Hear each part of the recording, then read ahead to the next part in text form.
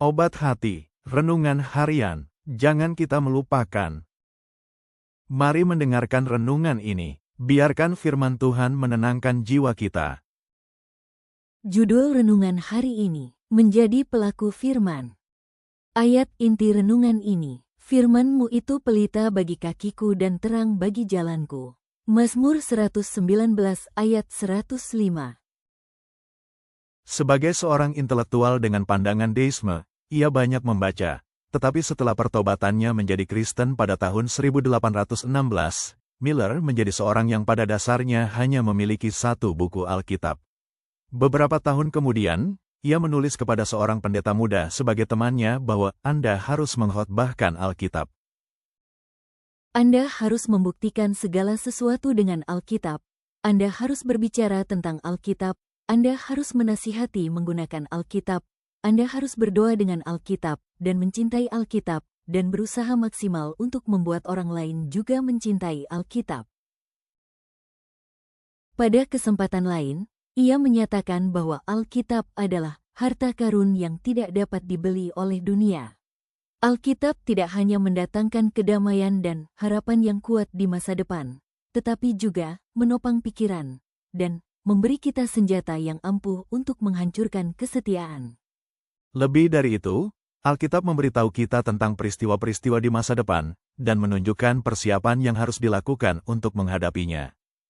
Ia ingin agar para pendeta muda mempelajari Alkitab secara intensif dan bukannya membiarkan mereka diindoktrinasi dalam beberapa keyakinan sektarian. Saya akan membuat mereka mempelajari Alkitab sendiri. Tetapi jika mereka mengabaikannya, maka saya akan mencap mereka dengan pikiran lain, menulis kata-kata fanatik di dahi mereka, dan mengirim mereka sebagai budak di luar sana.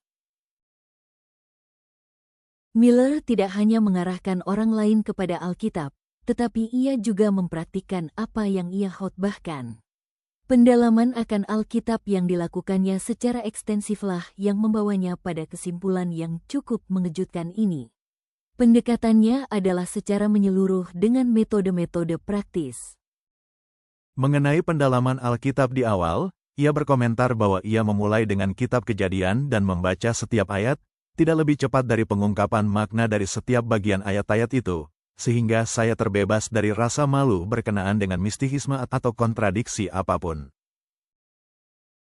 Setiap kali saya menemukan sesuatu yang tidak jelas, ia mengatakan, praktik saya adalah membandingkannya dengan semua bagian tambahan, dan dengan bantuan Cruden atau Concordance, saya memeriksa semua ayat Alkitab yang di dalamnya ditemukan kata-kata menonjol yang terkandung dalam bagian yang tidak jelas itu. Kemudian dengan menghubungkan setiap arti kata yang tepat dengan pokok bahasan di ayat tersebut yang membuat pandangan saya tentang hal itu selaras dengan setiap bagian tambahan dalam Alkitab, maka hal itu bukan lagi menjadi suatu kesulitan. Pendalaman Alkitab cara Miller tidak hanya intensif tetapi juga ekstensif. Waktu yang dihabiskannya untuk mempelajari Alkitab pertama kali adalah sekitar 2 tahun, yang dapat dikatakan sebagai waktu belajar penuh. Pada saat itu, ia benar-benar yakin bahwa Alkitab adalah menafsirkan dirinya sendiri. Bahwa Alkitab adalah sistem kebenaran yang diwahyukan, yang diberikan dengan sangat jelas dan sederhana, sehingga orang yang tersesat, meskipun bodoh, tidak akan salah mempelajarinya. Kita dapat bersyukur kepada Tuhan karena Dia terus menuntun kita dalam firman-Nya. Kesimpulan, firman Tuhan adalah terang yang menuntun hidup kita. Seperti Miller, kita diajak mencintai Alkitab, mempelajarinya dengan tekun, dan menjadikannya dasar iman serta pedoman hidup setiap hari. Doa hari ini, Tuhan, terima kasih untuk firman-Mu yang menerangi langkah kami. Ajarlah kami mencintai dan hidup seturut kebenaran-Mu. Pimpin kami setiap hari oleh firman dan Roh-Mu. Dalam nama Yesus, amin.